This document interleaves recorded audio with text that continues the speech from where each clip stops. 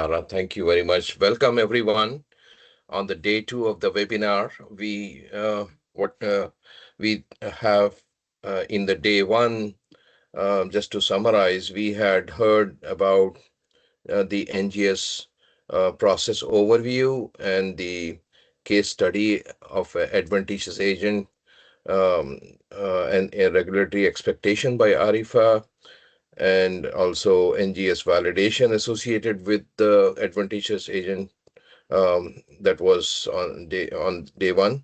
So today what we have is another case study, which is now more specific for a particular vaccine, and this case study is on the molecular consistency monitoring of biopharmaceutical, and this is going to be by Kostya Chumakov. He's been a scientist at the CBER FDA for a long career at CBER FDA, US FDA, from where he has been leading all the NGS work, related work, particularly associated with the polio vaccines. Currently, he's retired from the CBER FDA and has moved on to join the George Washington University as a faculty. So he will be presenting this case study.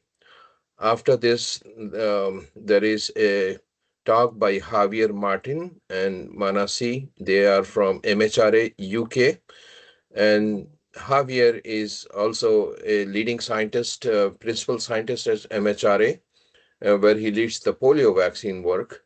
And he has been a long career in the polio work at MHRA, which was previously called NIBSC. And he is currently working on the NGS also. And then we have Manasi. Manasi is also a principal scientist in the same organization, MHRA UK, and she has been leading the collaborative studies associated with the NGS high throughput sequencing for the quality control of oral polio vaccines. And she and Javier will together give the second presentation. Following these presentations, we have a panel discussion where we have this. The panel include Arifa Khan from US FDA, MHRA folks, Manasi, and from BPOM Indonesia, we have Yola. She is a senior laboratory officer in the biological product laboratory divisions from the Indonesian FDA. So she would be giving the input on the NGS and the quality and the safety of the vaccine testing that they are doing at Indonesian FDA. And last but not the least, from India, we have Devendra Bhartwal, and he is an assistant technical officer at the Central Drug Laboratory, CDL, Kasauli. This is a national control laboratory under the DCGI for vaccine in India. And he plays a crucial role in the regulatory testing and lot release and quality assurance of the vaccine supplied both within the country and globally for vaccine supplies. He's also a certified WHO inspector. So having this esteemed panel for discussion on regulatory expectations is what we would like to have at the end of all the presentations, and then the forum is open for questions for everybody. Those who are joined, they can put their questions online, and maybe Tara, you can confirm whether we can open up for question asking orally on the call. With that, I would like to hand over to Kostya, if he's online, to take on the NGS for molecular consistency monitoring of biopharmaceuticals. Kostya. All right. Yes, thank you, Kutub, and thank you, Tara, for inviting me, and good morning good afternoon, good evening, everybody, wherever you are. So, will you move my slides or do you want me to do it? We can. For Are you, you? we can just do it. We can just, if you All want to right. say next slide, happy to do that. All right. Okay, so I will mostly talk today about um, the quality of active component of biopharmaceutical. In this case, it will be a live viral vaccine. But the principles that I will be describing, I think they're equally applicable to any other biopharmaceutical, such as gene therapy vectors, and vaccines, cancer vaccines that are used for oncotherapy and so on, viral oncotherapy.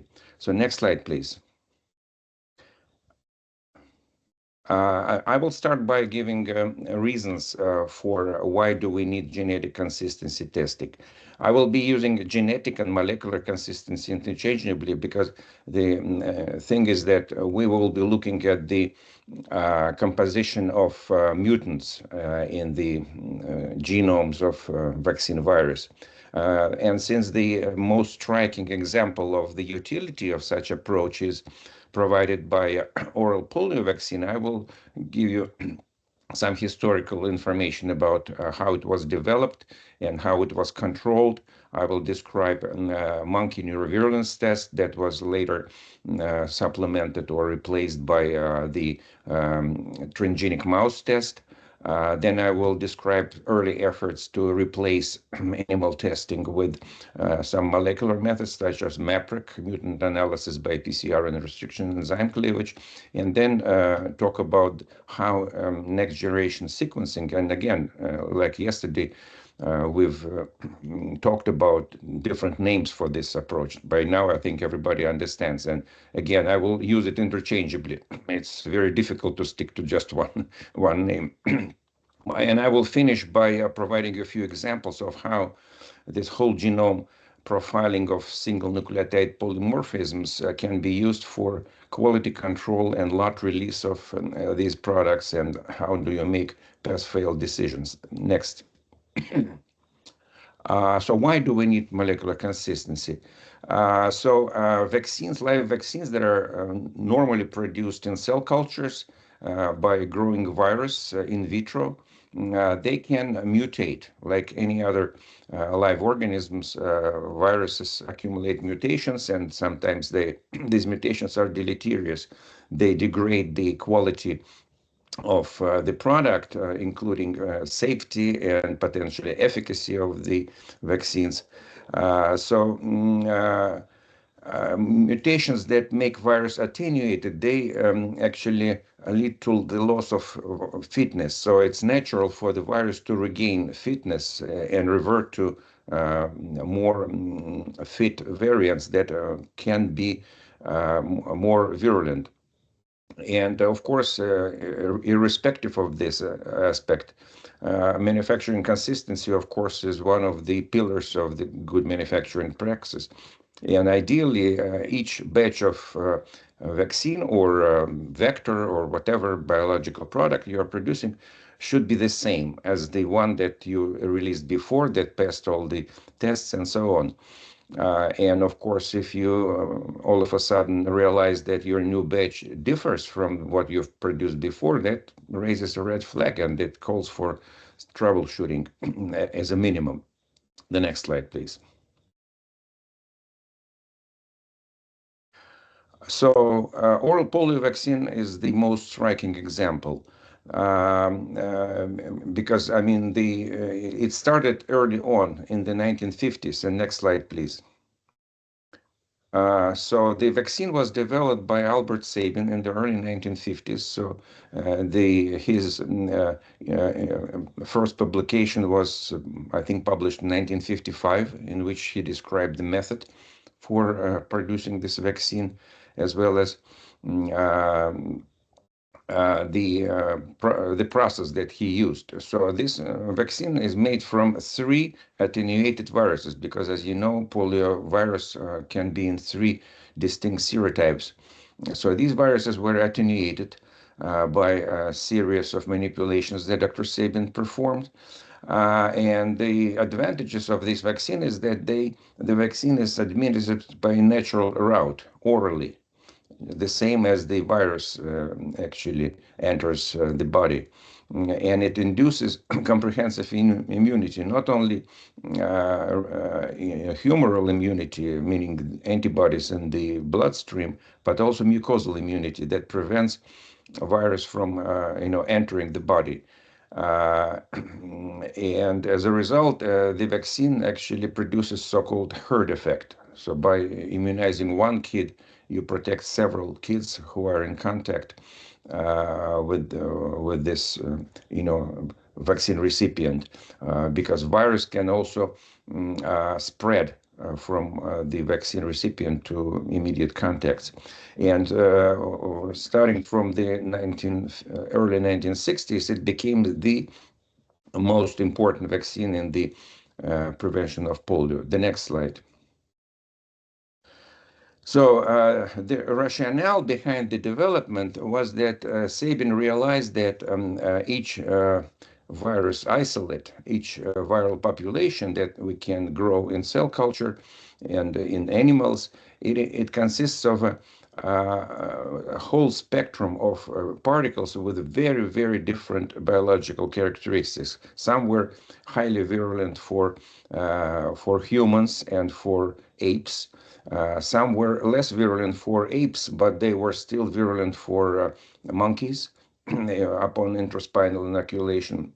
And he realized that if he develops a method for selecting less virulent and more attenuated strains, that it could be this could be a way to produce attenuated vaccine. Next slide, please. He carefully looked at the strains, and here you see the plaques that are produced by the virus. Some plaques are big, some plaques are smaller, and this size of plaques actually correlated with the virulence of the virus. He also discovered several other markers of neurovirulence, but the main invention that he made, next slide, please, was the way he did it. Basically, he started with a virus, and here actually type 1 virus. He used the isolate made in 1941. Then he performed passages in monkeys, then in testicular cultures, and he created a stock. Then he propagated in different tissues, in kidneys, in testicular cultures, and in skin. And this LSC skin virus, he then selected and made 3 terminal dilutions. Then he performed plaque purification, and then he came up with the Sabin original LSC 12AB-KP2. I mean, whatever the long name. So it was a 100 ml vial that he produced on October 10th, 1956, and he donated this stock to Merck, and it became Sabin original Merck SOM at SO +1 level. So all vaccines that we use now, they are produced from this 100 ml bottle. But as a result of proliferation and some manipulations that manufacturers have to make before they can produce vaccine. So now we have a variety of different substrains, seed viruses, master seed viruses, working seed viruses that slightly different from each other, as we will see later in my talk. Next slide, please. And as we know, what goes up must come down. If you can't select virus that is less virulent, then the virus can become more virulent, because, I mean, these are live objects, and they tend to change. Next slide. And it was really discovered early on that passage in cell culture and passage through the gut of vaccine recipients leads to the loss of attenuation, de-attenuation, or reversion to virulence. And that's why Dr. Sabin required, and it was his absolute requirement, that every single lot of vaccine that is released, and before it can be used in children, it must be tested for residual neurovirulence in monkeys. Next slide, please. So this monkey test is what I described here is the later variety of the test that was established after the international collaborative study conducted in the early 1980s by the World Health Organization. So for type 3 virus, for instance, you need to inoculate 24 monkeys with the virus intraspinally, and 24 monkeys are inoculated with the reference vaccine. They are observed for 17 days for sign of paralysis, and normally there is no paralysis. But after 17 days, all monkeys are sacrificed and examined histologically. Their brain stem and spinal cord and lesions are quantified, basically scored by professional pathologists on a 1 to 4 scale, and then the mean histological lesion score is calculated. And if this mean histological lesion score is less than the one calculated for the reference vaccine, then the vaccine is considered passed. If it's higher, then the vaccine fails. And for type 1 and 2 vaccines, you use half the number of the monkeys. But anyway, since the test is conducted by both manufacturer and the National Control Laboratory, so you need to kill roughly 200 monkeys to release just one lot of trivalent vaccine. That, I mean, really unacceptable in the modern world. Next slide. And it's also important to understand that this is not a safety test. Essentially, a monkey neurovirulence test is a consistency test to make sure that the critical quality characteristic of the vaccine remains stable. And this neurovirulence in monkeys, it does not really directly affect safety in humans, because monkeys are by far more sensitive system for detecting neurovirulence. And that's why we don't need to think about it as a safety test. It's just a consistency test. It will be important for our later discussion. And it's not a good test. First of all, it's very variable. It's very difficult to conduct. It's very expensive, and ultimately it's inhumane. I mean, we don't want to kill monkeys just for lot release. It's really cruel. Next slide, please. No, yes. Then later in our lab at FDA, Eugenia Dragunsky and S11 book, they have developed an alternative that is based not on monkeys, but rather on transgenic mice that express human poliovirus receptor, CD155 protein.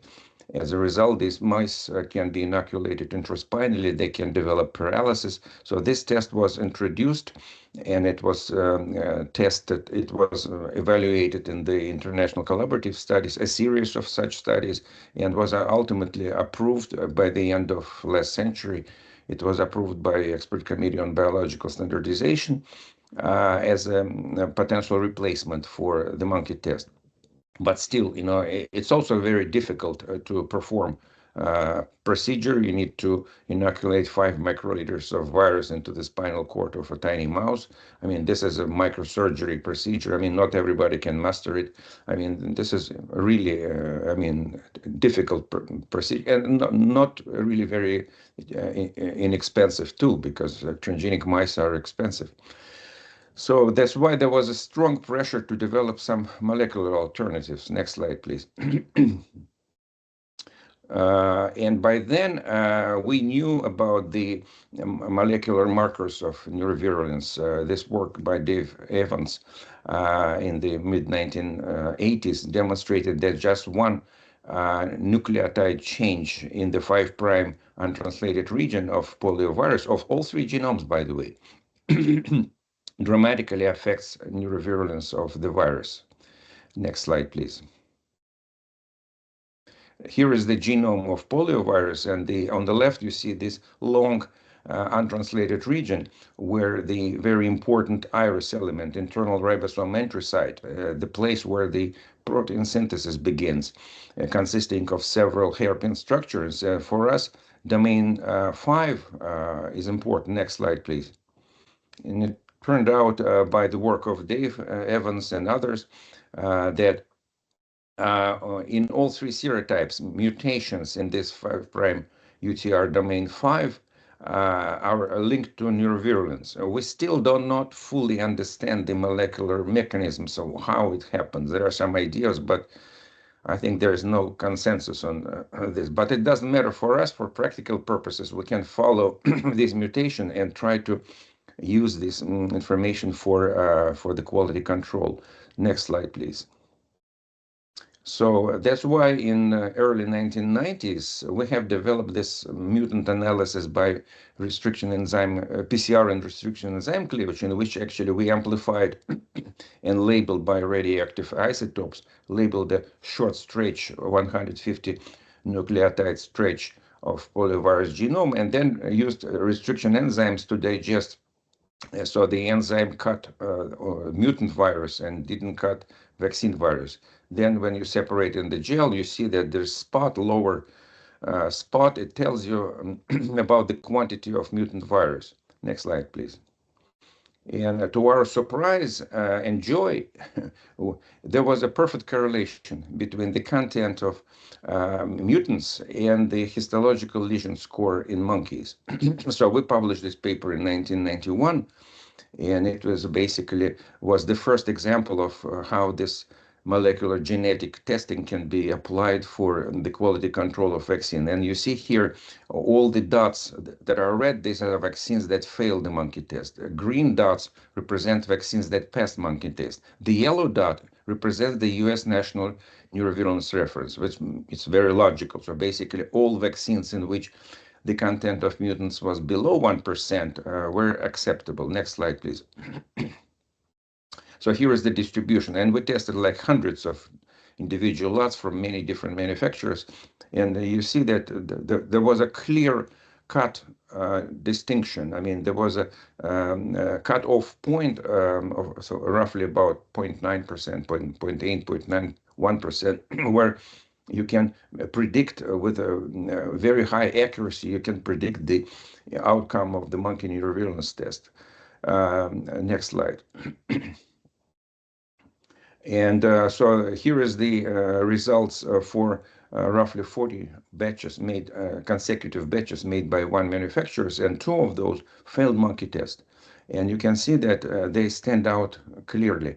So since by then we knew the absolute cutoff, which is outlined, this absolute maximum, that was a clear algorithm for making pass-fail decisions. But in reality, vaccines were produced at a much lower level than this absolute maximum, and so it provided us also a way to detect inconsistencies in production. So even though the vaccine would be still acceptable by the main criterion, it could also provide some red flags, and it could be used for more in-depth analysis of consistency. Next slide. So as a result, we have presented this to the World Health Organization, and of course there was a lot of interest. So World Health Organization organized a series of collaborative studies that all were quite successful. And again, by the end of last century, Expert Committee on Biological Standardization approved MAPRIC as an in vitro method of choice, replacing previous biochemical tests such as RCT40 with this. But to our disappointment, the committee said that they are not prepared to use MAPRIC as a replacement for the monkey test because, first of all, we measured just one mutation, and there was no way we could guarantee that there is no other second site suppression mutation that would emerge and could make virus more virulent. So that's why ECBS was sort of reluctant. And also another thing is that it was very new. I mean, I remember one of the members asked me, "Do you think that you can, by looking at the X-ray film with these black dots, you can tell me that I can inject it to my grandchildren?" And I said, "Well, I personally I would," but it was really kind of the community was still not ready to accept it as a replacement. Next slide, please. And so MAPRIC was used. It was a mandatory test. But slowly we begin to realize that we need a replacement. First of all, I already said it measures just one mutation. You need, it's a technically challenging test. It requires radioactive isotopes. And in some manufacturers, they had some technical issues with the test. So that's why we were started looking for alternatives. Next slide. Next, please. So about 15 years ago, we published a paper in which we used it was still the old technologies, what 454 technique, where we sequenced poliovirus vaccines with what we thought then very high coverage, roughly 10,000 reads per nucleotide. And we realized that vaccines differ widely by the composition of single nucleotide polymorphisms. Sometimes we call them mutations, but in reality, of course, the proper name would be SNP. On the mid panel, you see that the vaccine that failed monkey test has much more heterogeneity, many more mutations than the vaccine at the bottom that passed the monkey test. Next slide, please. Uh, Again, I mean, so we also were very glad that the quantification that we could do perform with this method. And here are this 472C mutation. This is a 5' UTR mutation in type 3 poliovirus. So we tested reference materials that were prepared for MAPRIC, and we could accurately measure the content of these mutants. So it was a really very nice observation that allowed, next slide. It was the basis for the collaborative studies that were later conducted, and Javier or Manasi would probably talk more about it. I will just show that all labs were successfully used the method. They could quantify these mutants. So that's why, as a result of these collaborative studies, CCBS approved the use of next generation sequencing as a replacement for MAPRIC. So now manufacturers are free to use either MAPRIC or NGS to quantify mutants in the 5' UTR. Next slide, please. However, there is much more there than just measuring the content of one mutation. So as I've mentioned, that the first way to use this NGS is to quantify 5' UTR mutations and judge about the acceptability or of the vaccine batches. But there is this also very vast information about the content of other SNPs in the viral genome. So, and it was very tempting to come up with some way to compare the entire profile to another profile and judge about the consistency based not on just one mutation or two mutations, but rather on the whole complement of SNPs in the viral genome. And hopefully this could convince ECBS and other regulatory authorities that by knowing the full content of SNPs in the viral genome, we can skip the animal testing. Next slide, please. And as I already mentioned, the animal testing is just a consistency. 5' UTR is another, I mean, it can be used as a predictor of monkey test result. but profiles of other mutants is much more informative. Next slide, please. And we presented these ideas to ECBS, and they, in principle, agreed that if this is validated, this approach is validated, then it can be used as a replacement for animal testing. So that's why the collaborative studies were initiated. And again, I'm not going to talk about it. It's something that I hope that Manasi or Javier will discuss later. Next slide, please. Here I just want to talk about the general principle and the approach. So here you see the profiles of SNPs in vaccines made by 4 different manufacturers. So you see they're all different. But just looking at telling that they're different is not enough. So you need to somehow develop some way of comparing them and coming up with some metric that could tell you whether vaccines are sufficiently different or are sufficiently similar and so on. So we started by looking at vaccines. Next slide, please. To identify some patterns. And here you see that vaccines made by 3 manufacturers, A, B, and C, they have each of them has distinct fingerprint. Basically can be used for forensic purposes. You can determine the SNP profile and with high certainty tell that this vaccine was made by manufacturer A or B or C or whatever. So each manufacturer produces vaccines with a specific content of different mutants. And it's clear why, because I mean, even though they are related, they all come from that 100 ml bottle that Dr. Sabin provided, 70 years ago. Before you can make a production lot, you have to make a master seed virus, working seed virus, sometimes even sub-master seed viruses, and so on. So, and since the conditions of virus growth could slightly differ, this process results in accumulation of some mutations, which are not necessarily a bad thing. It's just a characteristic. Next slide, please. So here is the result from this collaborative study, the last phase of the collaborative study, where I think it's roughly a dozen samples were tested 5 times.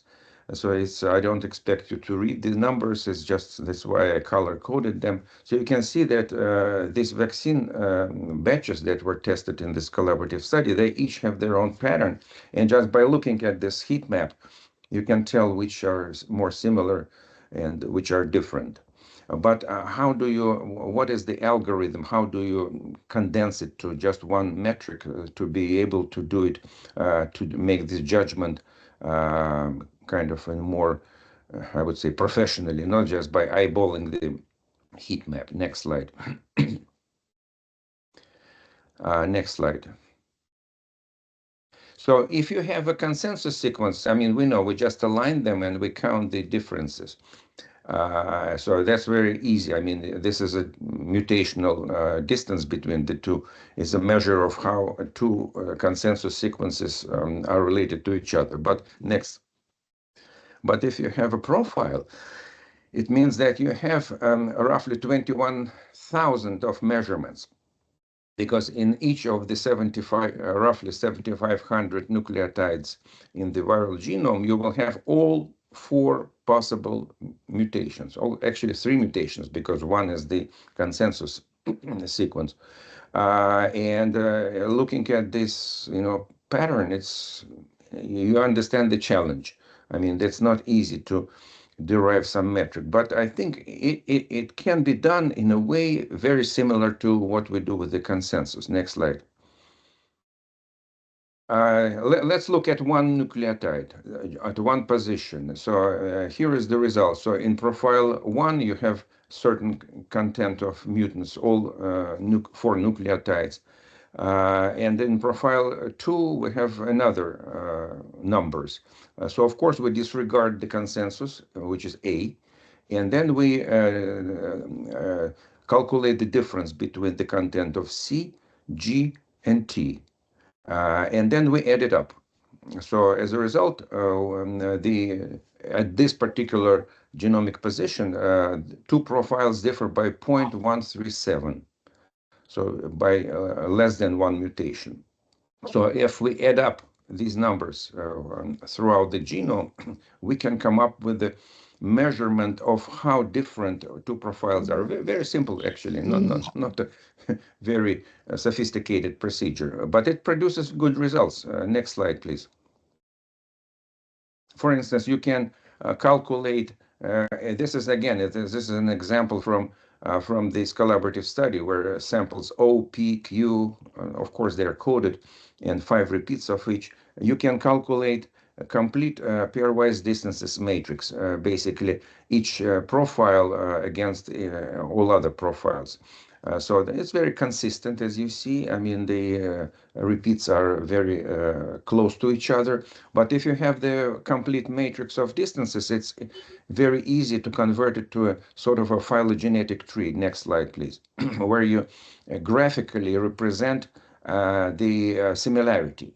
So as you see on the left, this is a consensus sequence. So samples U and W are probably some low passage virus. So X, R, and all in the middle, they are more passage viruses. I would guess they are production lots. Well, U and W are probably a seed virus. And there are also some samples that are very different from the from the consensus sequence.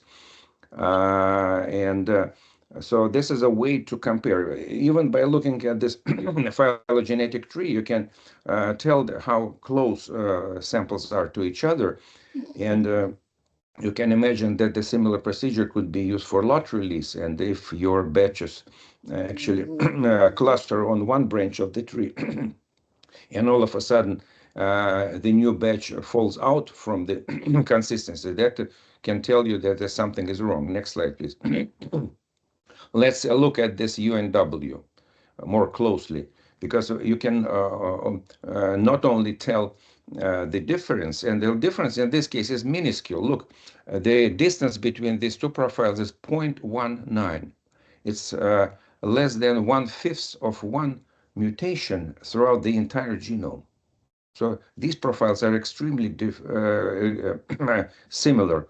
But if you dig deeper, if you look at the each position at which they differ, there is more than 1% of mutants, because less than 1% is a noise. So you can calculate statistical significance of each difference. And this in yellow are the positions in which these two profiles are different. So basically, using this approach, you can not only tell how close profiles are, but also identify mutations that are responsible for the difference. And in this case, we know all this mutation, and trust me, I will show you in a second why do I think that all these mutations don't matter, even though they are statistically significant, but we're concerned not about statistical significance, but about biological significance. And I will tell you in a second how do we address this. Next slide, please. This is another pair, T and V. Again, you can see that there are mutations. This 2493, we know all about this mutation biologically. 472, this is the mutation that we should be worried about. And this, you can see that the sample T contains much more than sample V. So this is a way, basically, we identify these mutations agnostically. I mean, we didn't know a thing about it was done all algorithmically by a computer program, identified them as outliers. But then the next step will be, and again, I will address this in a second, how to convert the statistical significance into biological significance. Next, please. And this is yet another example, and it's my last example from this study. Again, so it just shows that we can easily identify these mutations. that are different. Look at this for 4872, and from the our rather vast knowledge of polyvirus biology, we know that this mutation is located in the protein 2C, and it's associated with the virus growth in different cell cultures. And remember, 4872. And there is also mutations at some other positions, 3766.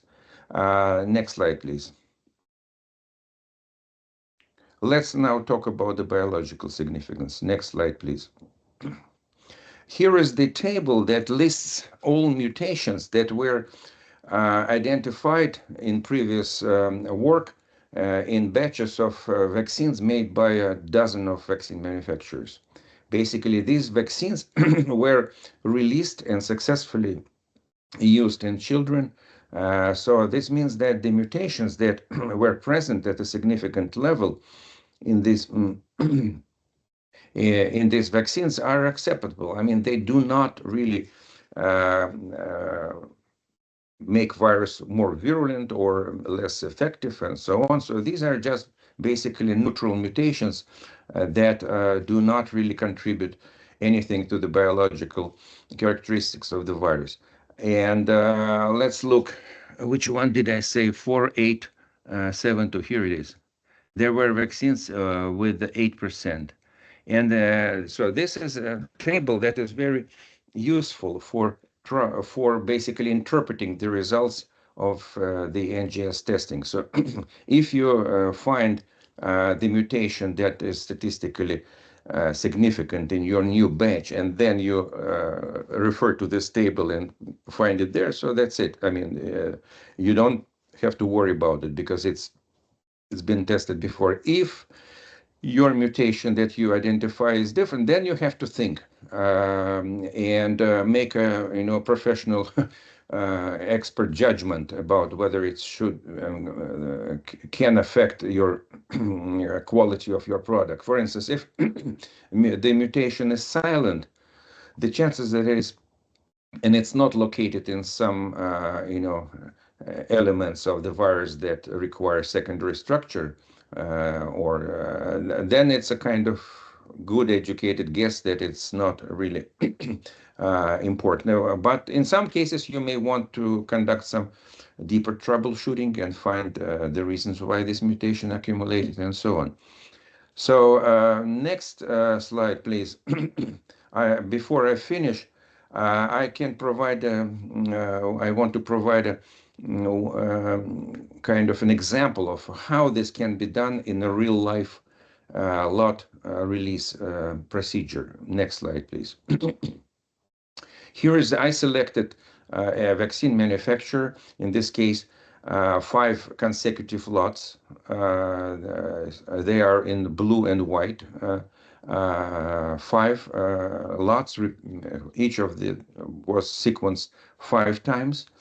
And this whatever pinkish color is for the new vaccine batch. So we use the first 5 as the consistency baseline, and we ask the question, is the new vaccine batch that was just produced similar or different from something that we released previously?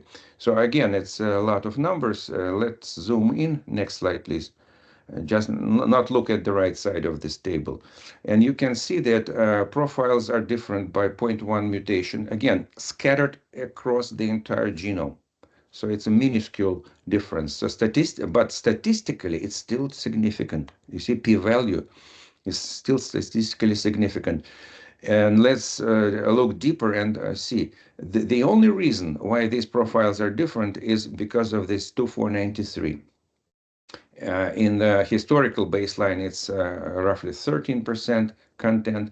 In the new batch, it's 20%. But from the previous experience, we know that this mutation can go up to 100%. There are vaccine manufacturers that make their product with 100% to 493T. So we just disregard it. Next. and conclude that this vaccine lot X is acceptable, because even though it's statistically different from baseline, it's acceptable and it can be released, and the database, historical database, should be updated to include this information. Next slide. Let's look at a lot Y. Again, statistically significance, even though the overall distance between the profiles is 0.07, even less. And again, the difference is based on just two mutations, 2493, and we disregarded it. But in this case, you see, it's even less. So, I mean, 12%, 13% in historical, and only 7 in new. I mean, the new lot is even better. And 3262 mutation. Again, a very small difference, but since the results are so tight, it is becomes statistically significant. But again, from the previous experience, we know that 3262 is something that can often be found in vaccines, in good vaccines, acceptable vaccines, so we don't worry about it. Again, next, the conclusion is we can't release it. Next, yes. Next, and the final, lot Z, a little more interesting. So again, the distance even smaller, but it's still significant. And if you look deeper into the mutations that determine the difference, you can see that none of them actually is important, because 2493 again, and in this case it's less. 4872 with these mutations into C protein that we know contribute nothing to the biological properties other than the ability to grow in different cultures. And again, in this case, a new vaccine batch is lower, so we don't really worry about them. So the final 3723, again, it's very close, but because of the results being so tight, uh, I mean, they have a perfect consistency, which is for them it's a trouble, because I mean, I wish their product was more heterogeneous. But in this case, they detect a lot of statistical significance in places where there is no biological significance, because again, from the previous experience, we know that 3723 is something that is not really nothing to worry about.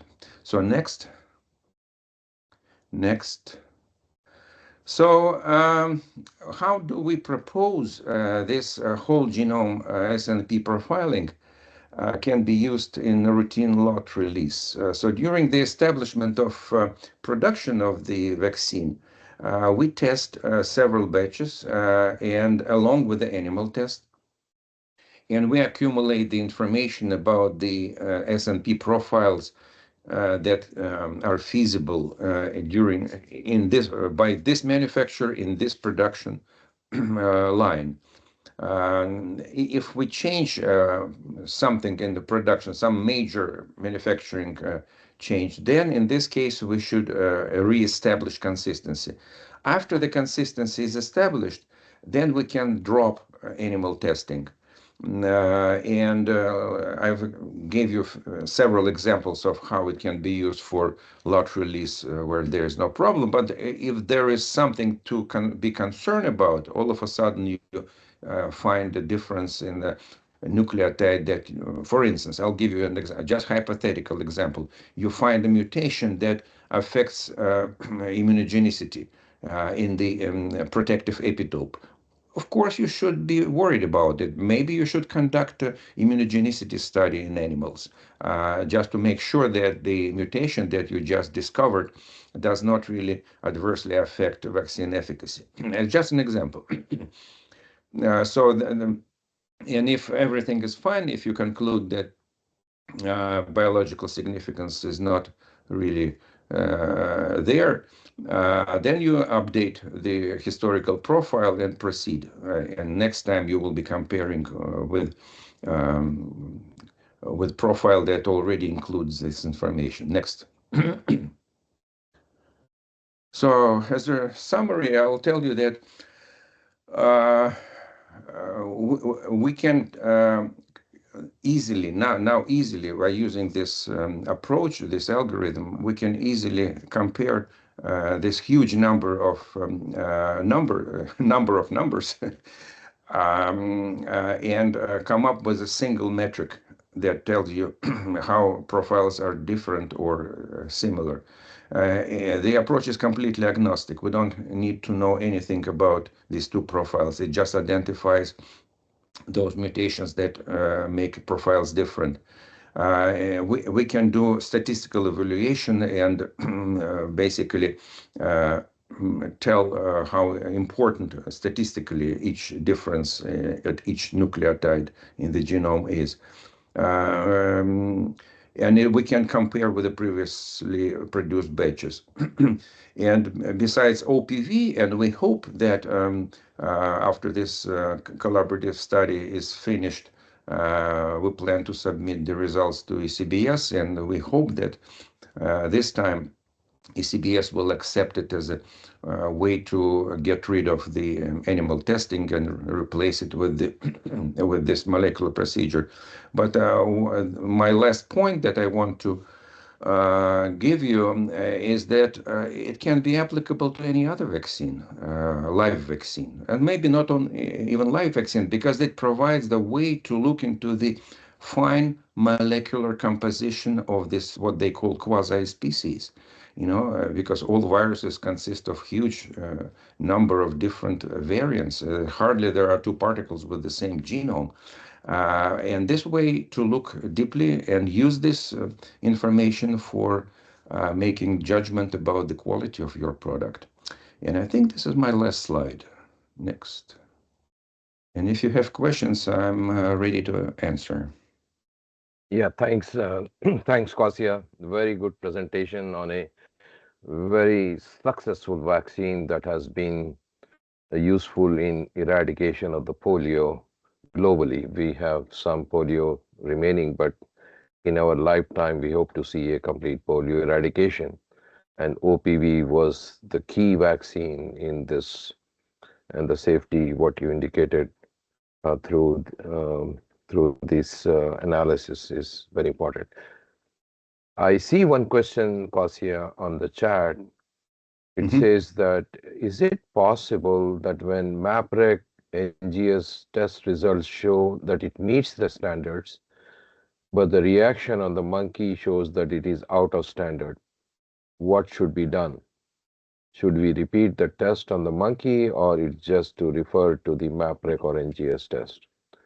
So inconsistency between the MAPREC NGS and the monkey neurovirulence test. Well, in our experience, this could happen only in the borderline region, where the content of mutants is close or above 1%. Sometimes we more often see the opposite situation when MAPREC produces results that are higher than 1%, while monkey test still passes. We have quite a few examples like this, but I'm not aware of any instances where MAPREC would be okay and monkey test will fail. I will trust more the results of MAPREC. I would repeat the animal test. And by the way, in the SOP for the monkey neurovirulence test, there is such a procedure. I mean, you can, if you fail a lot, one batch of vaccine, if it fails monkey test, then you conduct the second test. And there is a special statistical procedure. How do you treat the second test? It's slightly different from the way you treat the first test.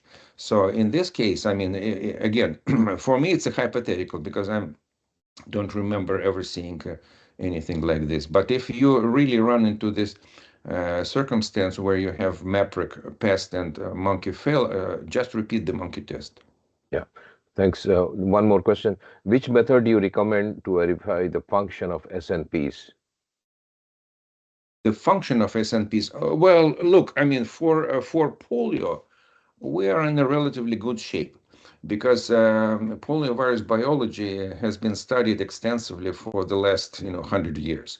So, and in the last 50 years, we learned a lot about the molecular nature of different, basically molecular determinants of different virus properties. So I showed the table that can be updated and to Sure. include additional mutations. That's the way to assess biological significance. And again, if you find a mutation that makes your vaccine slightly different from the previous batches, then use your judgment, look into the potential biological implications of the mutation. For instance, like I mentioned, if it's a silent mutation, the chances of this silent mutation doing something bad is not very high, because I mean it doesn't change the amino acid sequence. But it's a judgment call. Ultimately, if you want to be safe, you can conduct any test that would otherwise, I mean, traditional conventional tests, and if the vaccine passes, well, then in this case, you just update your database. One last question, Kasia. What criteria or thresholds should be used to decide when a deviation in SNP profile is still acceptable versus when it requires further investigation or animal testing? Well, yeah, no, it's a very good question. I mean, in this collaborative study, we just arbitrarily accepted this 1% threshold, telling that anything below 1% is rather a noise. And indeed, any method produces some, noise. So we don't really consider anything under 1%, except for 472 in type 3, because we know that this mutation actually, when it exceeds 1%, it's significant in terms of biological implications. So the rest is statistics. I know that some companies that also use, NGS for similar purposes, they use a higher threshold of 2% or maybe more. So this is also potentially a solution, just to disregard anything that's below 2%. Like I said, OPV is a very special case because there is a history of failure of vaccine lots in this important critical quality attribute, content of neurovirulent mutants. You don't Sure. want neurovirulent mutants in your vaccine. But for other products, there is no such tremendous pressure. You are more concerned about, pure consistency because uh, uh, I'm not sure that there are even vaccines that have such a critical, uh, quality attributes such as neurovirulence. For instance, some people suspect yellow fever vaccine. We tried to look into the yellow fever batches made by different manufacturers. We didn't find any correlation. So for this vaccine and for other live vaccines, it's simply a consistency.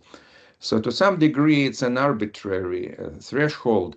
And perhaps I mean, if this method becomes more kind of popular, and if more information, more experience is accumulated, maybe at some point we will come up with a consensus, like 1% or 2%. But I think at this point, I'm kind of, I can't, I don't have a strong opinion about the actual threshold.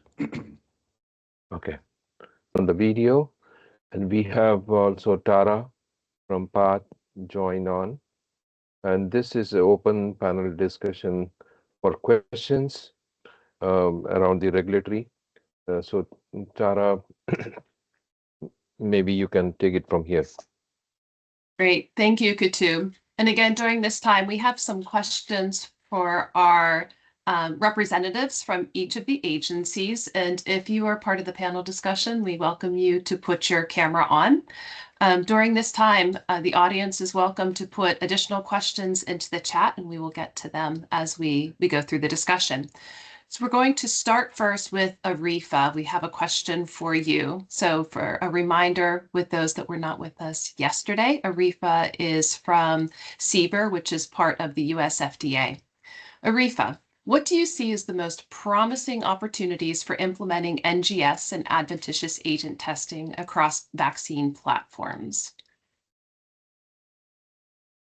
Um, so I think to sort of just indicate the general consensus that has been, I guess, accepted currently related to the use of NGS, I think the opportunity for replacing the in vivo assays and the PCR assays is there.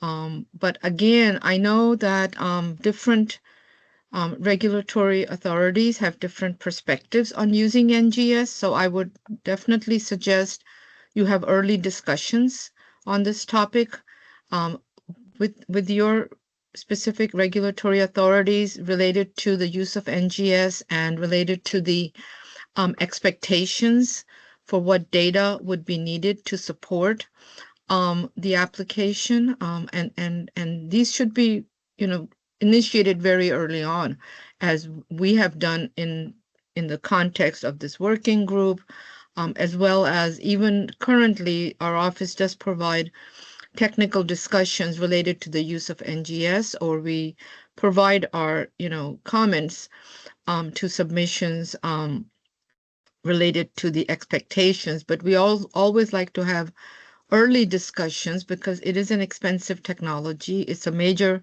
commitment to embark on it, and therefore it's valuable to know what is expected, even in terms of perhaps the platform, the material being tested, the conventional assay being replaced. I think all of those are important for one to know, when they're embarking on it.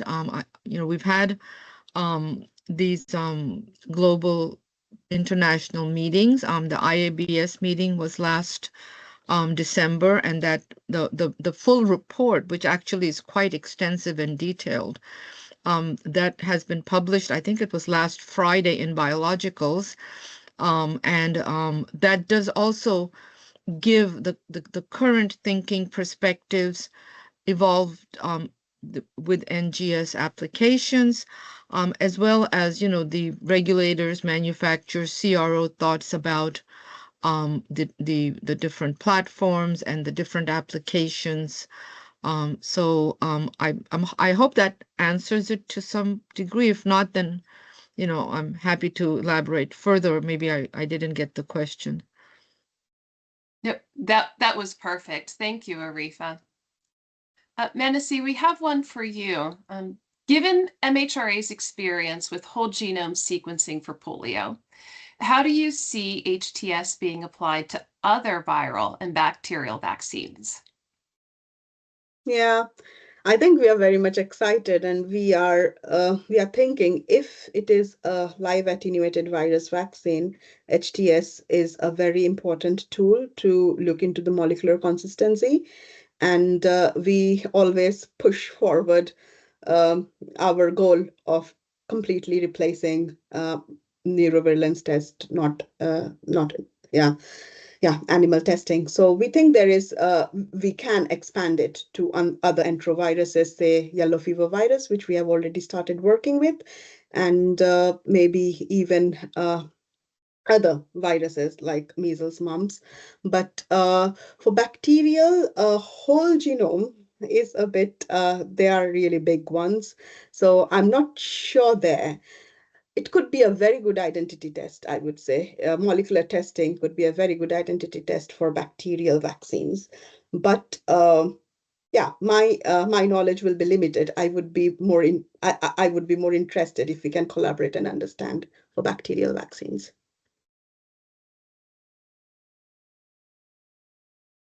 Great, thank you. Kutum? Yeah, thanks, Tara. So this next question is to BPOM, Indonesia. I think Yola has joined. Yola, congratulations on being the first DCVM country for a regulatory approval of HTS. So what were the key consideration in deciding which part of the NGS workflow to perform in-house in your regulatory lab versus relying on the manufacturers? Over to you. Yes, thank you, Kutub. So yeah, good evening, everyone. So when we considered which parts of the NGS workflow to perform in-house and which to rely on manufacturers, actually there were all important points. So first point is that NGS is still a relatively new technology for ensuring the quality of vaccines and to ensure that the data provided by manufacturers is accurate. I think we need to have enough supporting data and independent capability. So that is why we decided to develop in-house expertise in NGS testing. And then the second point is that having this capacity allows the National Control Laboratory to step in whenever there is an issue related to a vaccine. And we can conduct our own tests and, if needed, provide a second independent analysis of the results. And then the third, we have already seen that, the benefits of this approach. So a few years ago, when there was a problem with the polyol reference at a manufacturer's facility, so our laboratory had the data to confirm that the vaccine produced still met the required standards. So overall, our strategy is to work hand in hand with manufacturers. By combining their data with our own independent capacity, we can better ensure the safety, efficacy, and quality of vaccines that are distributed in Indonesia. So yeah, that's actually our considerations. Thanks, Yola. So I believe your lab is going to be ready soon with in-house capability for NGS. Yeah, actually, we had experience using NGS maybe like 2 years ago when COVID-19 pandemic struck our country. So at that time, we had NGS to do like COVID-19 specimen surveillance. So we perform NGS testing to see what kind of strains of COVID-19 virus at the time that uh, that spread in Indonesia. And I think for the transition from the time to vaccine testing, it's not too not too high. I mean, because actually we have the personnel that has capability to do the testing. Uh, Although, yeah, we still face some problems like since the Illumina said that there will be a change for the instruments, so maybe our laboratory need to update our instruments as well. And also, maybe we need to increase our capability specifically only for polio vaccine testing. Okay. Thanks, Yola. So going to the CRL India, I don't know if Devender has joined. Uh, are you on, Devender?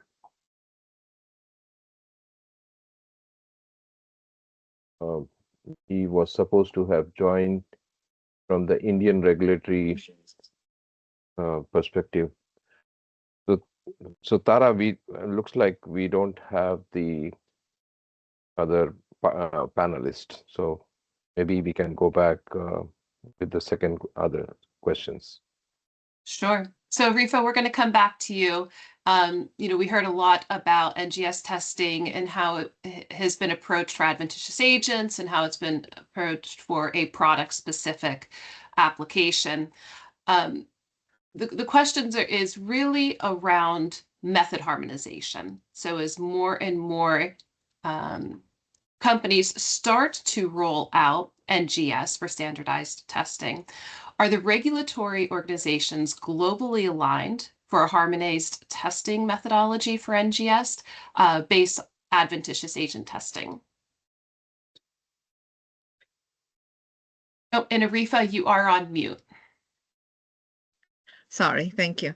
Yeah, no, that's an excellent question. And in the ideal world, that would be, possible, I think. Maybe eventually, that could be done. But in terms of the methodology, our approach has always been, to especially in this case, to allow the flexibility for the different workflows because we're still in the early phases. Um, and actually, what we are hoping for, number one, for the, I guess, alignments between the global alignment would be the acceptance, first of all, and then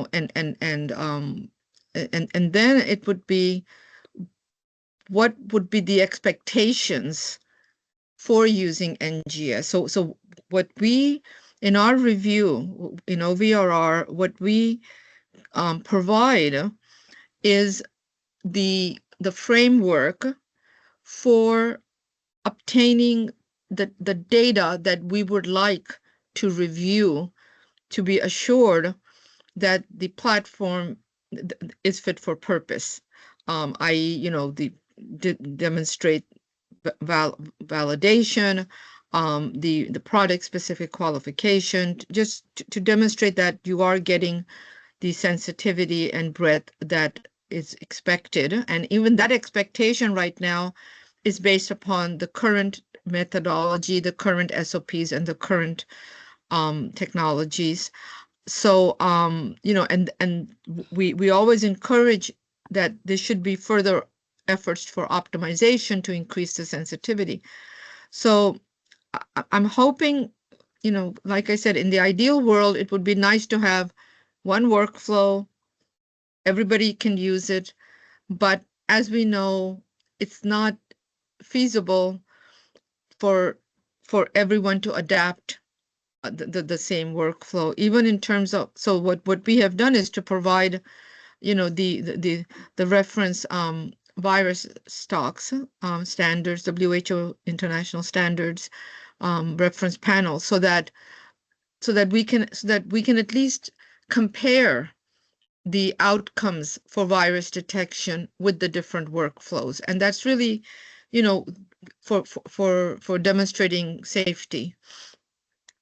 So in general, except for the few compendial assays, the old in vivo, in vitros, we don't usually dictate that you must use this protocol because, clearly things can change and improve. And definitely for NGS at this time, there is still room for improvement.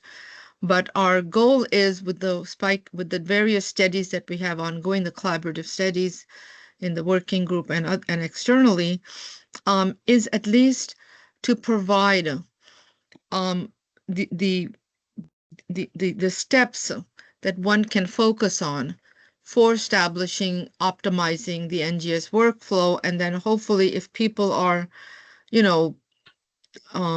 doing that, then there could be some type of harmonization eventually, for developing SOPs. But again, for the bioinformatics, people have their own pipelines and their confidential pipelines. So we may be able to develop something for the upstream processing, eventually based upon all the work. But I think there's still a black box that it may be difficult to develop one pipeline that everybody can use, because even for the reference virus database, people download it and then they customize it based on how they want to use NGS for the questions they want to answer. So and I think this is one of the situations with the complexity of this method, and as far along as we've come, I don't think we want to set something in stone because there's still room for improvement. But what we are doing, and I'll cut short because I know there's more questions, is whatever studies we complete, we do publish. We try to publish as much as possible even on the methodologies. And you'll notice that in that paper that I sent yesterday. And we're very fortunate that the collaborators and their industry and CROs, that, that they are sharing as much information as they can in the publication. So that's one of the criteria that we sort of point out or try to have when we initiate a study. Are you able to at least, provide this much information for a publication? And if they can't, then, then that sort of reduces the value of the results.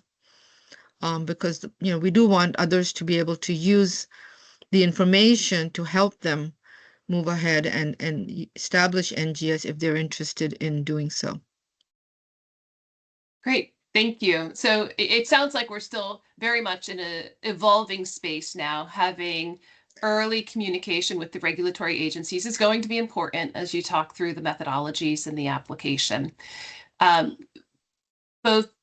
There's been numerous presentations during the past 2 days as well on the collaborative studies that have been happening. So there's a question that came in, Manasi, during your talk on collaborative studies, and if there's going to be one for comparing different sequencers as well, between Illumina and the Oxford Nanopore as an example.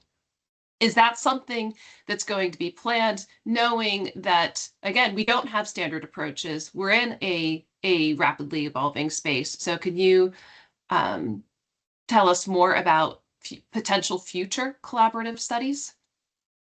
Yeah, that is a limitation of the collaborative study for the whole genome of OPV that will go, because none of the collaborators that signed up for the study uses Nanopore. In fact, most of the data that is there in the SRA submissions are from Illumina. Data is just now pouring in from Nanopore.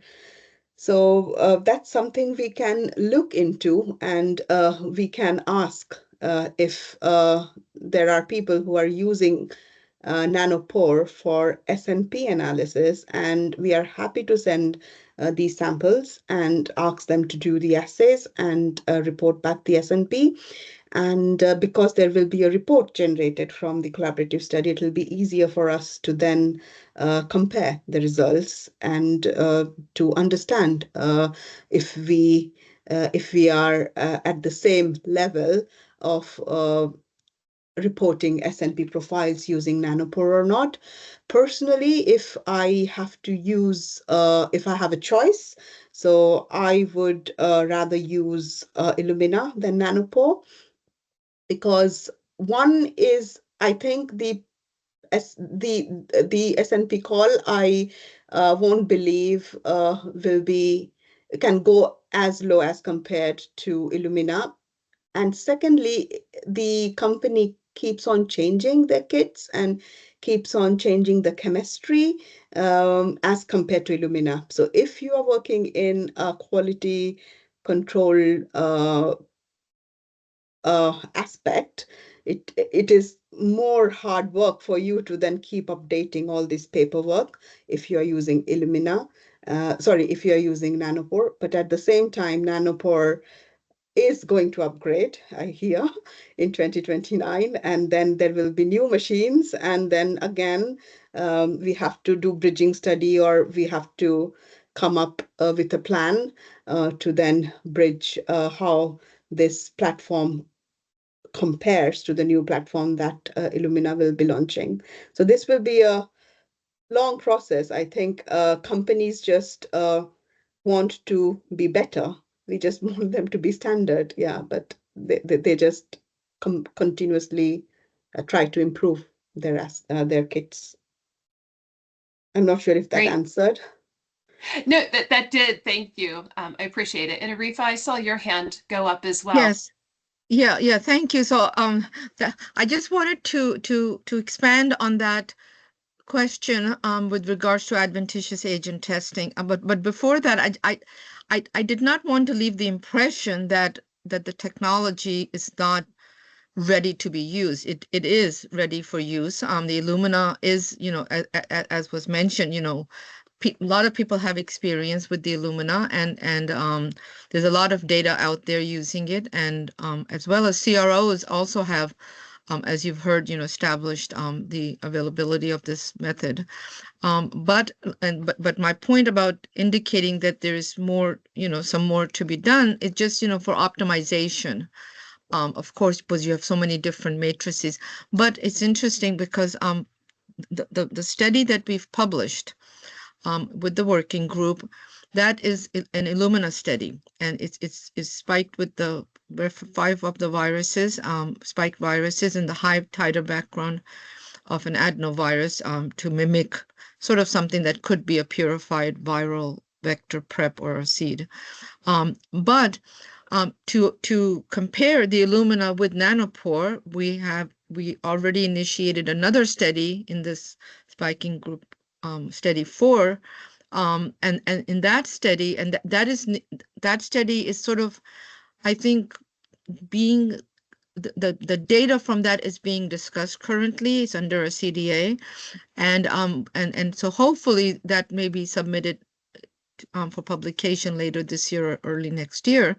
But in that study, the design of that study is similar to the first study that was done with the Illumina, but it is done with nanopore. And there, there was efforts to develop it's sort of an SOP for the upstream process, and then everybody used their own workflows, and they can also use their own SOPs as well. So the results of that will be interesting.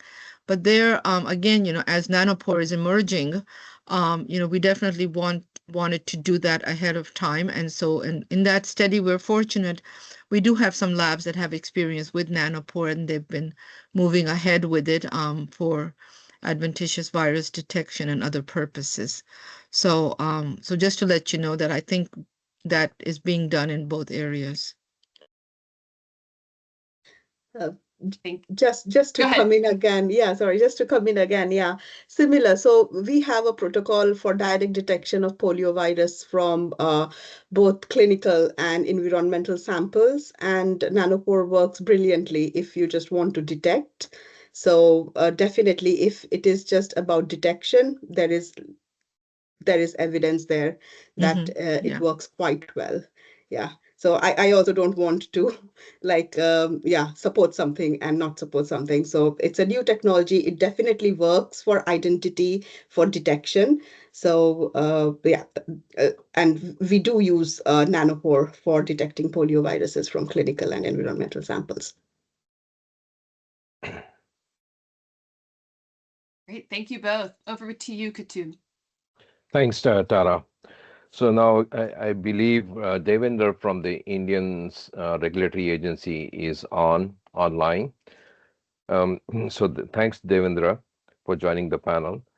India is a hub for vaccine supply globally. It's a very important country, and you are as a part of the regulatory agency. I know that recently we had the training for the high-throughput sequencing for the Indian NRA. What do you see Indian NRA's biggest challenge in implementing NGS for vaccine testing? Is this something that you are planning to implement at the regulatory lab in India? Over to you, Devendra.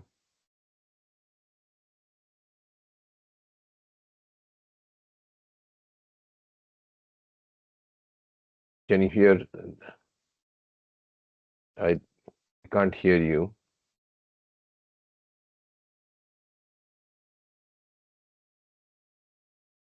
Because on the online chat, he has indicated that he is online, but I'm not hearing. Maybe we can come back to Devendra, but I can go to, sorry. It looks like I see him trying to speak. He may be on mute. He has to unmute himself. Yeah, he is unmuted. Devendra, I think your audio is not connected.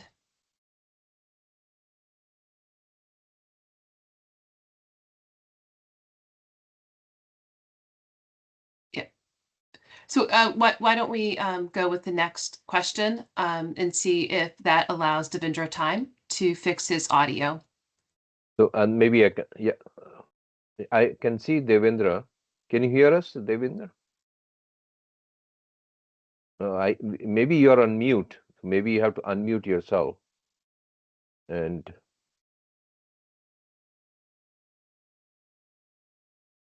he cannot hear you.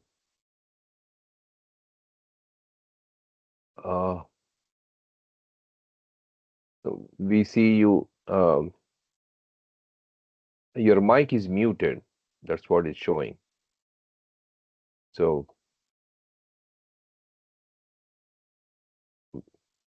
maybe we can. Tara, I can see Devendra, but I can't hear anything. Can you hear? No, there's something wrong with his audio. It says he's unmuted from his side, but maybe the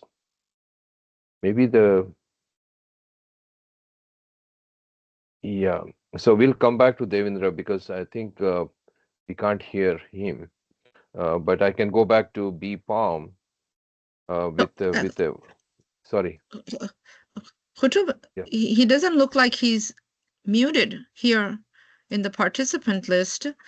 Is it something from your side, maybe? No, we yeah, because he's unmuted on our side as well. His computer microphone may be muted, Change and that the yeah, and it doesn't always show up on Teams if the computer microphone is turned off. Yeah. Okay. Yeah, maybe the computer microphone is turned off, where he may not be able to. We just can't hear him. Or just switch the microphone in the selection, and that might work. That helps me sometimes. But while we wait for Devendra, I can go back to Yola from BPOM. This one other question that we had was, how did BPOM evaluate the readiness of local infrastructure and expertise for adopting HTS in regulatory testing? Yola.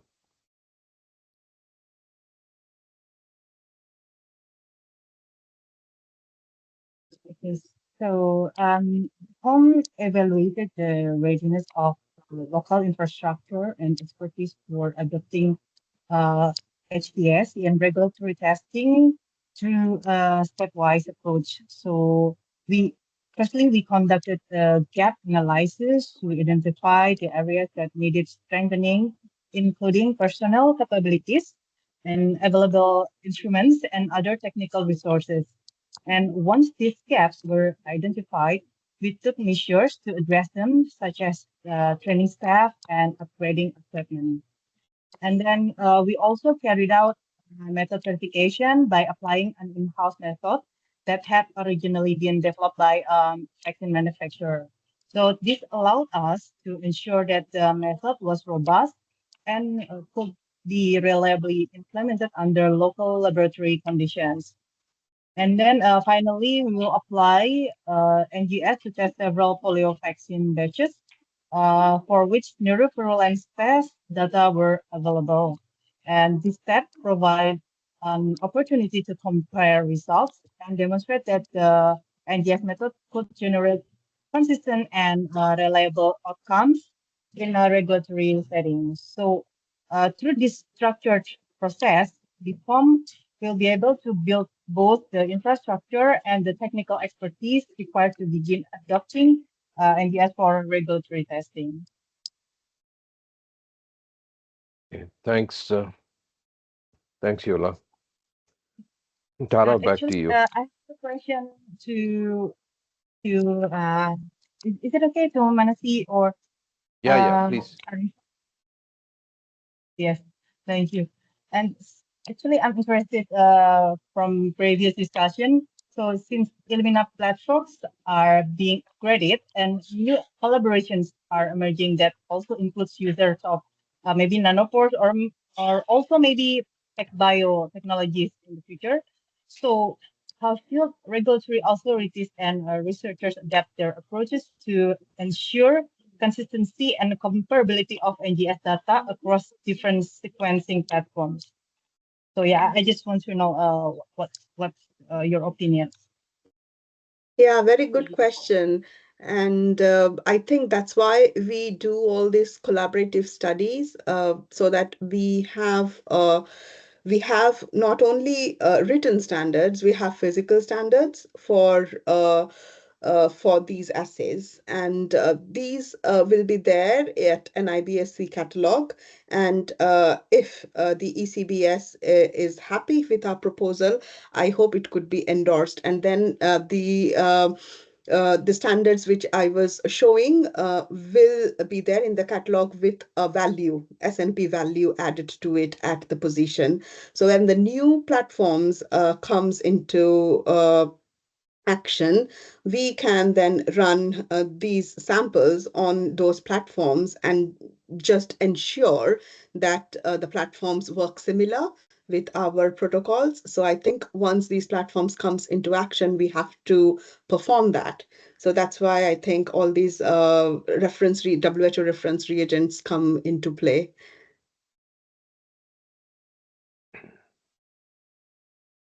Thanks, thanks, Yola and Manasi.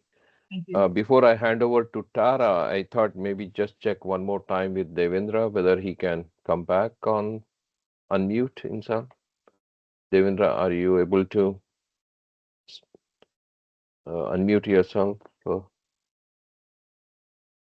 I I don't see. Yeah, I don't see or hear him yet. We'll ping him again. Okay. And we do have some questions coming in from the audience. So I want to start weaving those into our conversation here.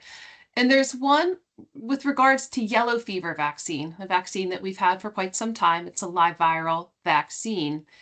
And the question is it too late to consider next-gen sequencing for adventitious agent for this live viral vaccine?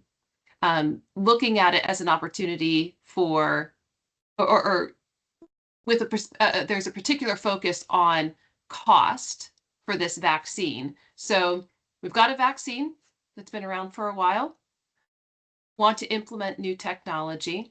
How would we go about that? Thank you, Aretha. Yeah.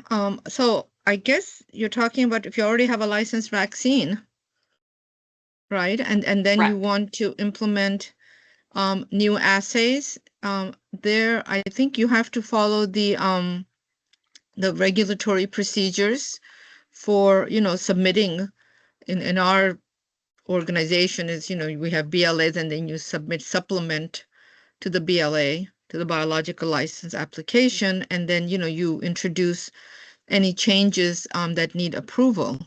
So I think you would, regulatory wise, that would be the mechanism. And then you would have to, demonstrate, that the assay is valid and it is fit for purpose to replace whatever assay you're trying to replace. So, and again, to go back to these legacy, if you will, products, if you use NGS, you really have to be sure that you have the capabilities for a follow-up signal, because you will pick up sequences, fragments, and then you would have to demonstrate that those sequences or fragments, are not of relevance or potential safety concerns that could be, associated with if there's a host viral sequence. A lot of the times, you will have host-derived nucleic acids in a vaccine. In general, I'm talking about this, but in general, and then you may have endogenous retroviral sequences that are picked up. Clearly, depending on the species, sometimes the endogenous viruses could be closely related to an exogenous infectious virus. So then you really would have to be sure that you're able to, address those type of results with confidence. So I think in cases where that may be a challenge, you would really have to, I guess, to discuss how the NGS can help with improving the I guess the testing or the quality of the product. As much as we think NGS can be a useful methodology, you still have to be aware that it can introduce something unexpected if the product is licensed. But of course, you do want to know if there's something that is of harm. So clearly, you shouldn't shy away from it. But I guess the bottom line is that you do need to be aware of the follow-ups that may be needed and be prepared for those if you are using NGS for something that is already a licensed product, is already working. So you don't, and we have experience in which as you've heard, for a licensed product that the NGS was used to replace the in vivo, and that was fine. That's been accepted. So I think it's just a thought process to be sure that that you know how to take care of the follow-up signals and evaluate the results to distinguish between the sequences that may be host-derived and endogenous viral sequences, retroviral sequences, versus that from anything that could be a potential virus. Great, thank you for that, Arifa. There's another question in the chat, and this can go out to all of our panelists as well, and it's specifically on artificial intelligence. So could you share any insights on how AI is advancing technologies across various platforms in the next generation sequencing? Specifically, how AI is enhancing data analysis and accuracy, scalability in the technologies, and what future developments do you foresee for shaping this field?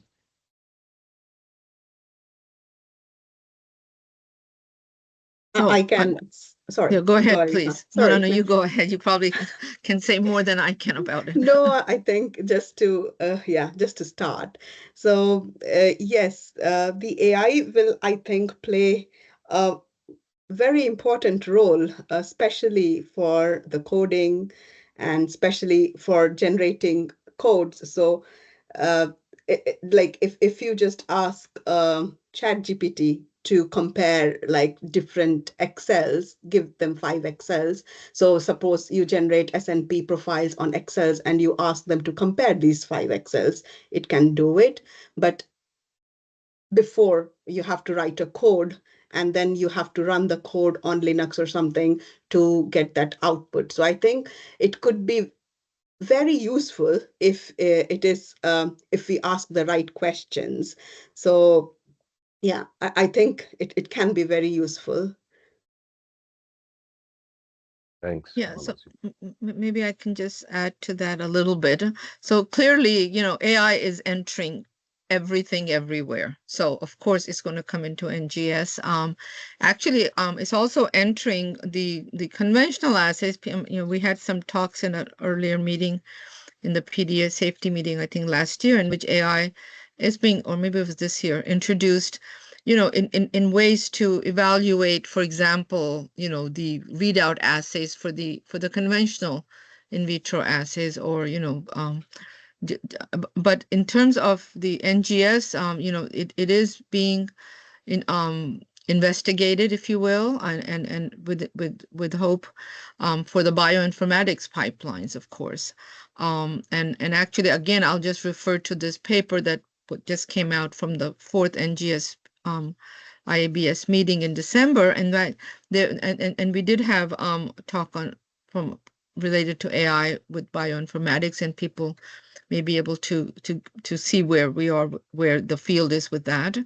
Additionally, in our own work for the reference virus database, Perushin in my lab, who's responsible for maintaining the database and updating it, he actually is working on using AI to for automation of the generation of the RVDB, which has a lot of steps in it. So we are trying to utilize that to enhance the computation and for generating the database, which still has a lot of work and manual steps currently in the scripts.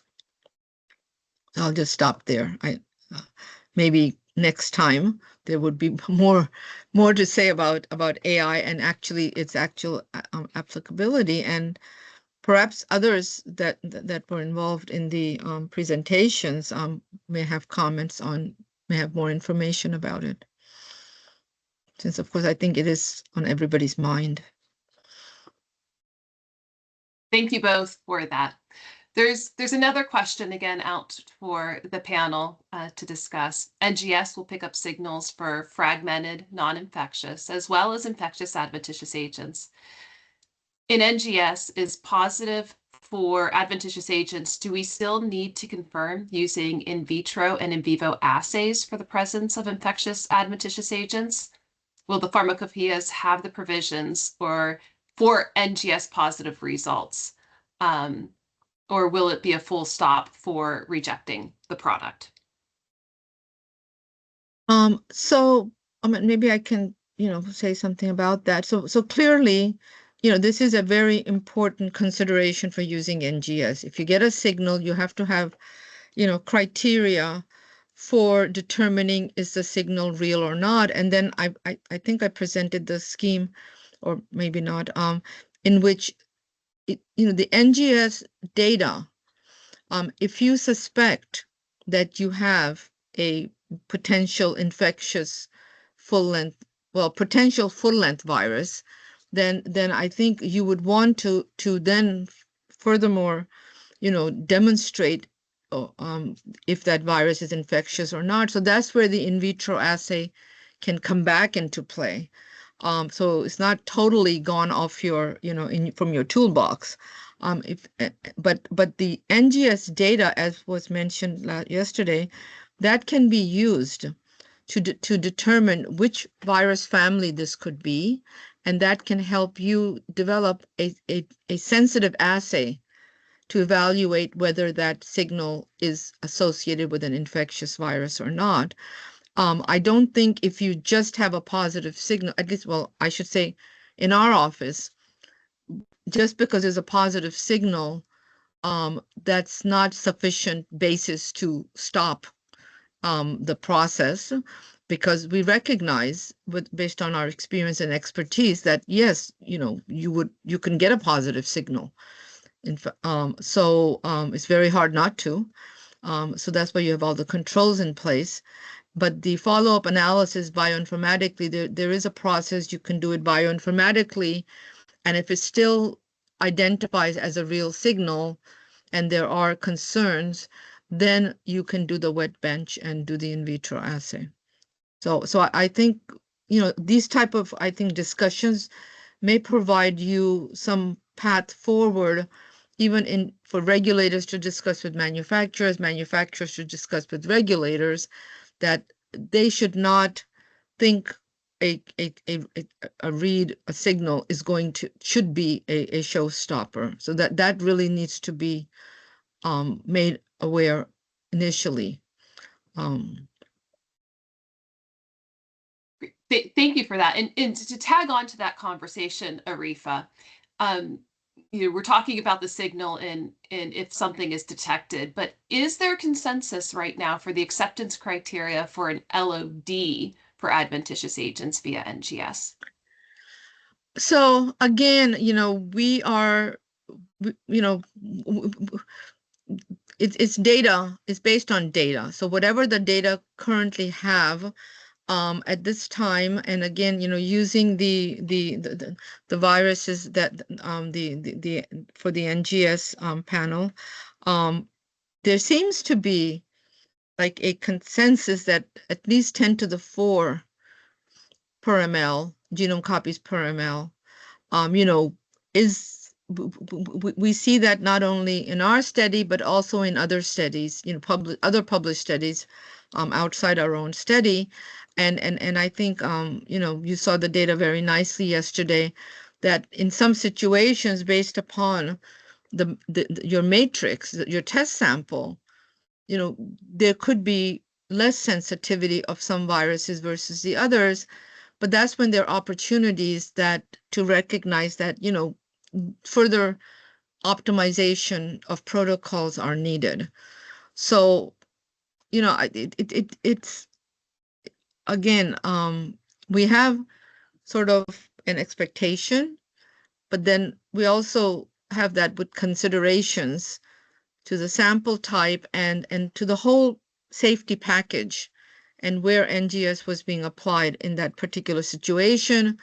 Are there other assays in place that could address the lower sensitivity, since NGS is providing the breadth of detection? So at this time, it's recognized NGS it's very useful for the breadth of detection, and further optimization can enhance the sensitivity, but depending on the material you're testing, that the sensitivity may be acceptable. But again, you have to demonstrate what it is in the context of your matrix, and then like I said, I should indicate there's no global acceptance. Please recognize that. Each regulatory agency may have different expectations, so you really do need to discuss it with them and see about the acceptance of NGS. But I think this type of a discussion will give you enough information to have those type of open interactions between agencies and organizations to reach some type of expectation if they don't have one already. So I think this is a really good format for those to initiate those type of discussions.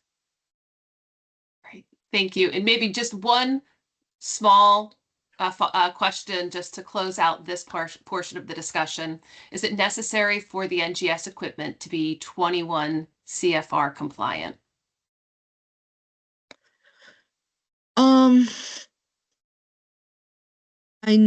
I think in clinical diagnostics, it is.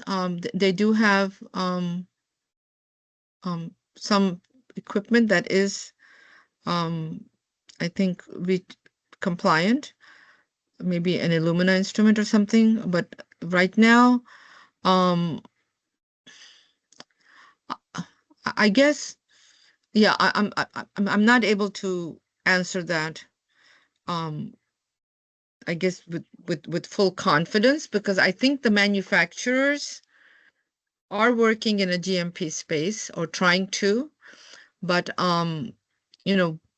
we do recognize the transition, in terms of, we do say yes, the assay should be validated if it's being used as a standalone assay, and then that would cover the whole space of the workflow.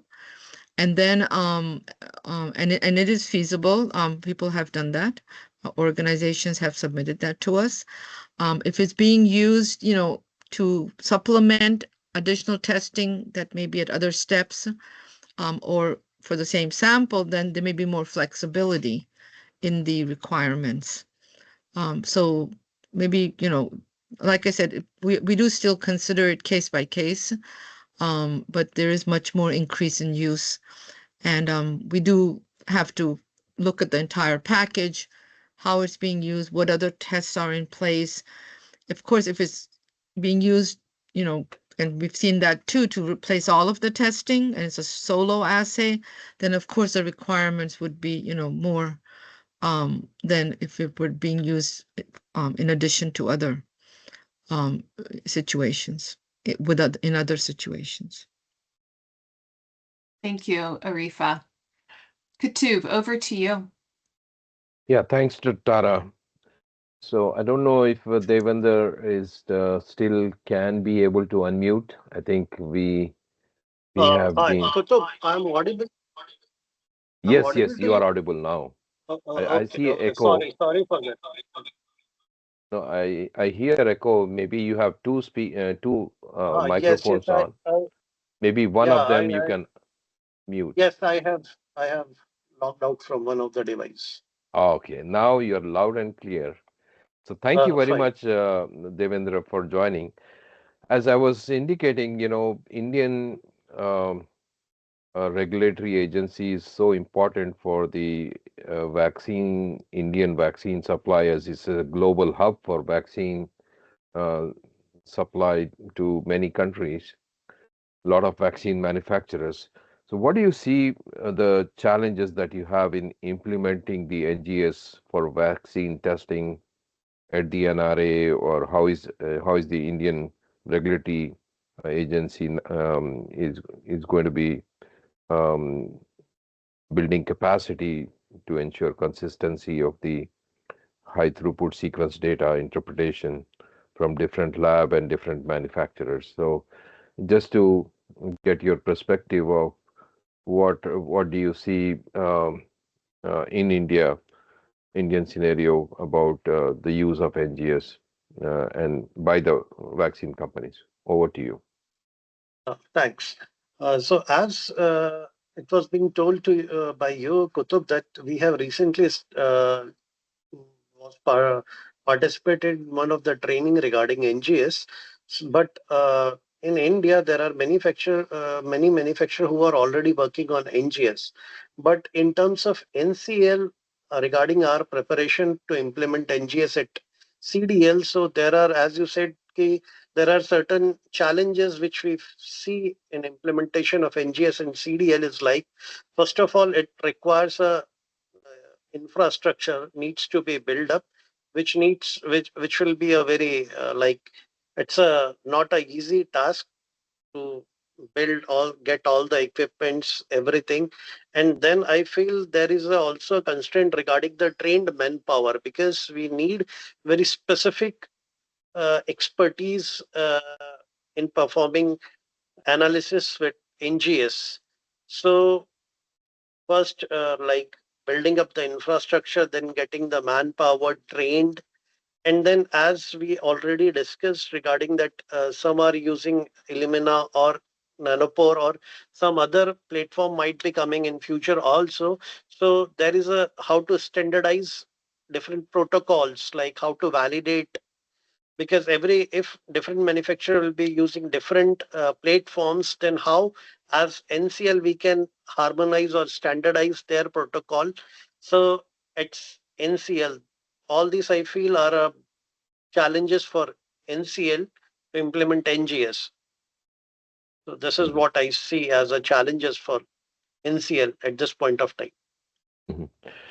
Well, I think it's very important for the NCL to have this capacity to be able to do the data analysis at least, because this is going to be an important part when vaccine manufacturers are building up the capacity and they are building up the manpower to for the testing. I'm sure the NCL can also be able to do that. Mm. Yes, Kutub, So, we are what so first step in terms of capacity building, what we are doing, we are getting our manpower trained for interpreting the data which the manufacturer will be submitting to CDL. So at least if you are not able to do the real analysis, we'll be mhm, able to analyze the data and get the interpretation of the data at CDL. So this is the first step towards implementation of NGS, getting the manpower trained, getting the data analysis done at CDL Kasoli. So this is our first goal in this step. okay, okay. Yes. certainly, Devendra, we have other regulatory agencies here from CBER, FDA, from MHRA, from Indonesia. Whatever help you need, uh, uh, we are there to support your work on the NGS for vaccine release testing. Thanks, Kutub. We'll look forward for future workshops in which, as the path has organized in the past, where I have participated. So we'll look forward for more Sure. workshop like that in the coming future. Thanks. So Tara, I see one question to the panel. Can you take on this one, or shall I pose this question? Please continue on, Katu. Yeah. So there's one other question. Maybe any of the panelists can answer. This is about the NGS can NGS identify genetic sequences common across all disease-causing viral families to assess genetic consistency? I don't know. I didn't quite get the question. Can NGS identify genetic sequences common across all disease-causing viral families to assess genetic consistency?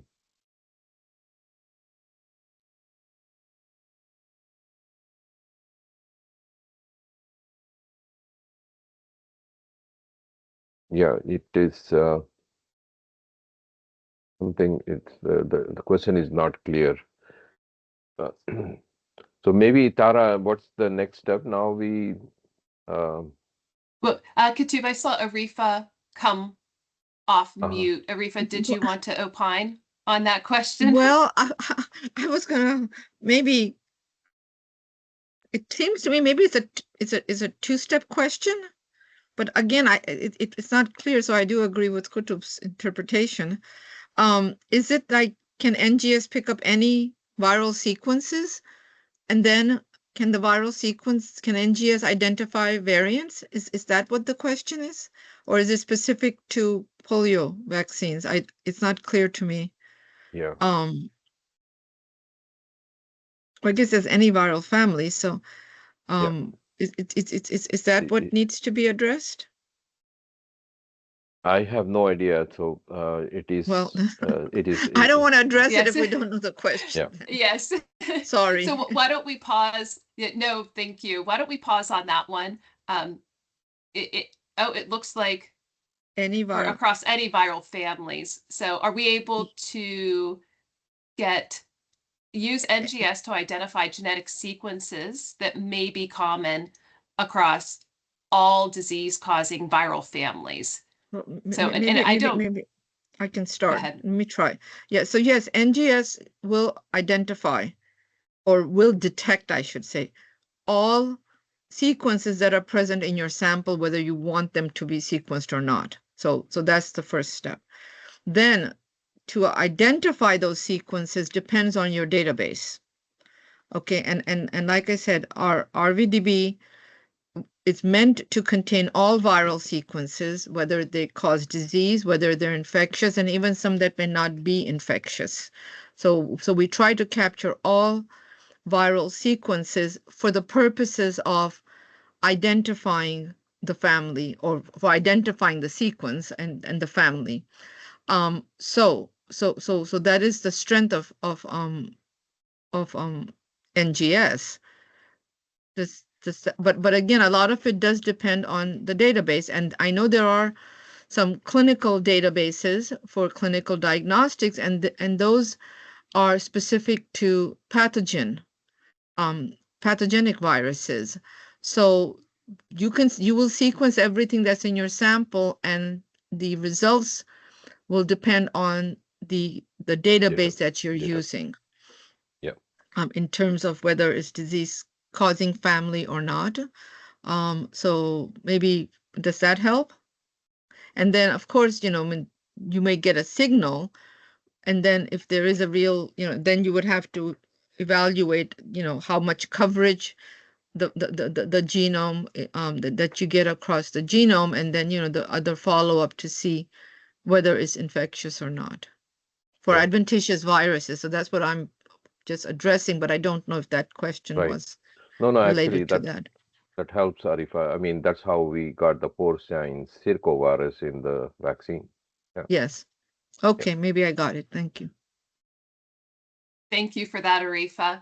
And at this point, I'm going to wrap up the panel discussion. I want to thank Arifa, Eula, Devindra, and Manasi for their time in fielding these questions. It's very much appreciated.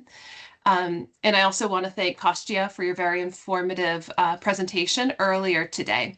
So this concludes our 2-day webinar on NGS. We hope that you found it very beneficial.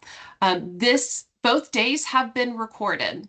And the recording as well as the presentations will be available on path.org in October, and you will receive an email notification when those do become available. I want to also remind everyone that this is part of a series of webinars that PATH puts on through our SVM program, and we really value your feedback on how we can enhance our future webinars. So all participants will be receiving an email survey shortly after the conclusion of this webinar, and we please ask that you take a couple minutes just to provide your feedback so that we can continue to improve. At this point, I want to thank again our presenters for helping us put on this webinar today and for the audience for being engaged. Thank you and have a great rest of your day. Thanks, everybody. Bye-bye. Thank you. Thank you, Thanks, everyone. everyone. Bye. Yeah.